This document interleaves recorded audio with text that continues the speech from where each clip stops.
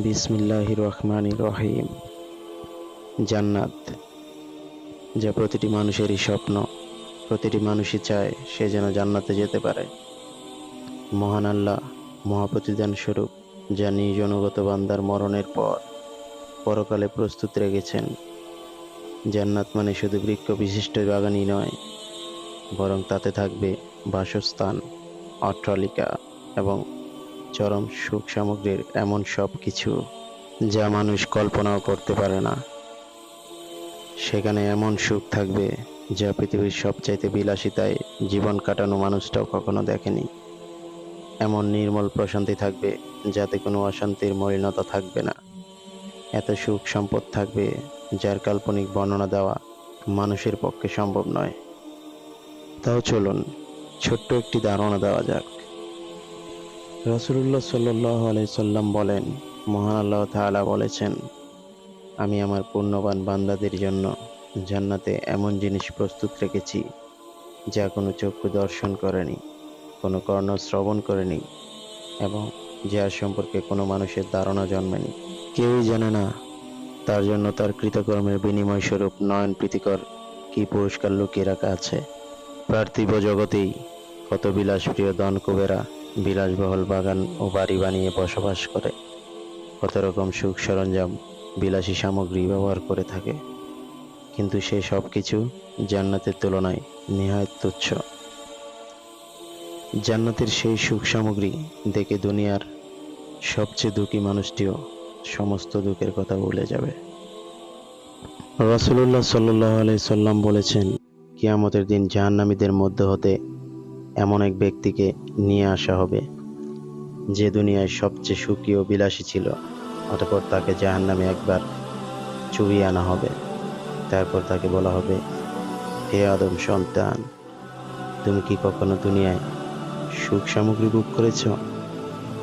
সে বলবে, না, আল্লাহর কসম করে বলছি। আর জান্নাতীদের মধ্য হতে এমন এক ব্যক্তিকে নিয়ে আসা হবে যে দুনিয়ায় সবচেয়ে দুঃখী ও অভাবী ছিল। তাকে জান্নাত থেকে একবার ঘুরিয়ে আনা হবে। এরপর তাকে বলা হবে, হে আদম সন্তান, তুমি কি দুনিয়াতে কোনো দুঃখ কষ্ট দেখেছ? তোমার কোনো বিপদ আপদ এসেছিল? সে বলবে, না, আমি আল্লাহর কসম করে বলছি, আমার জীবনে কোনো দুঃখ কষ্ট আসেনি।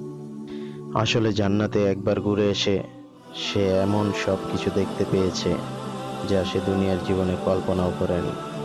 আর সেই জন্যই জান্নাত লাভ করা এমন সৌভাগ্যের ব্যাপার যার উপর আর কোনো সৌভাগ্য নেই। মহান আল্লাহ তাআলার ভাষায় সেটাই মহা সফলতা। আল্লাহ তাআলা বিশ্বাসী পুরুষ ও বিশ্বাসী নারীদের এমন উদ্যানসমূহের প্রতিশ্রুতি দিয়ে রেখেছেন যেগুলোর স্থলদেশে বইতে থাকবে নদীমালা। সেখানে তারা অনন্তকাল থাকবে। জান্নাতের মাটি বিভিন্ন ধরনের হবে, কোথাও কস্তুরীর মতো সুগন্ধময়, আবার কোথাও জাফরানের মতো, আবার কোথাও হবে সাদা ধবধবে মিহি আঠার মতো। মহানবী সাল্লাল্লাহু আলাইহি সাল্লাম বলেছেন, মেরাজে গিয়ে তিনি 4টি নদী দর্শন করেছিলেন, 2টি বাহ্যিক ও 2টি আভ্যন্তরীণ।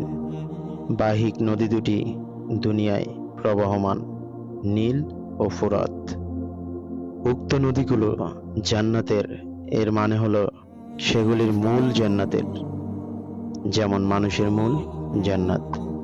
অথবা উক্ত নদীগুলোর বিশেষ বিশেষ বরকতের জন্য জান্নাতের বলা হয়। আল্লাহ পাকই ভালো জানেন।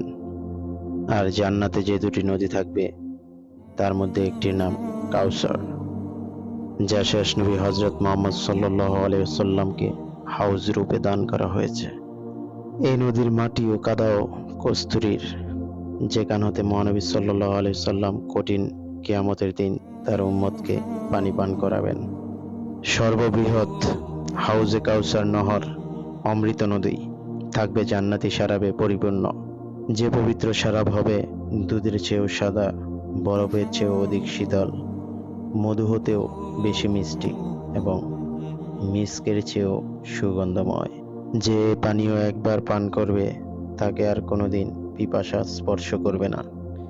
জান্নাতে থাকবে নির্বিচ্ছিন্ন আলো, সেখানে চন্দ্র সূর্য নেই, রাত দিন নেই, সূর্যের তাপ নেই, মহান আল্লাহ তাআলা বলেন, সেখানে তোমরা পিপাসার্ত হবে না, রৌদ্রক্লিষ্ট হবে না। সেখানে তারা সুসজ্জিত আসনে হেলান দিয়ে বসবে। তারা গরম অথবা অতি শীত বোধ করবে না। জান্নাত সুগন্ধময় জায়গা। তার সুগন্ধ কেবল ভিতরেই নয়, বরং তার বাইরে বহুদূরবর্তী স্থান থেকে পাওয়া যাবে। রাসূলুল্লাহ সাল্লাল্লাহু আলাইহি সাল্লাম বলেন, জান্নাতের সুগন্ধি 500 বছরের দূরবর্তী স্থান থেকেও পাওয়া যাবে। কোনো কোনো বর্ণনায় কম বেশি আছে, তবে তা আল্লাহই ভালো জানেন। জান্নাতে থাকবে বিভিন্ন রকম ফল ফলাদি।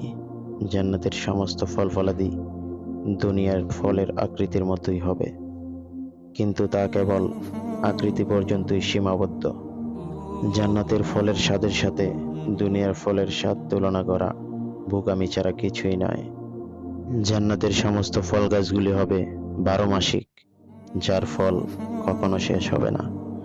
মহান আল্লাহ তাআলা বলেছেন, জান্নাতে থাকবে প্রচুর ফল ফলাদি, যা শেষ হবে না ও নিষিদ্ধও হবে না। আর ফলগুলো থাকবে তাদের হাতের নাগালে, যা পেরে খেতে তাদের কোনো প্রকার কষ্ট করতে হবে না। জান্নাতে থাকবে বিভিন্ন রকমের পাখি, সেই পাখির মাংস হবে জান্নাতীদের খাদ্য।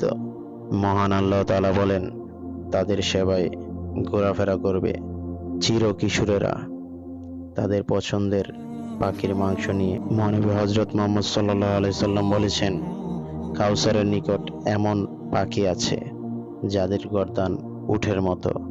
সেই জান্নাতের হকদার সেই মুমিনগণ যারা কোনোদিন কোনো কিছুকে আল্লাহর সাথে শরিক করেনি, অর্থাৎ শিরিক করেনি, অথবা শিরিক করার পর তওবা না করে মারা যায়নি। তারা সেই অফুরন্ত জান্নাতের হকদার। আল্লাহ পাক যেন আমাদের সকল গুনাহ মাফ করে জান্নাত দান করেন।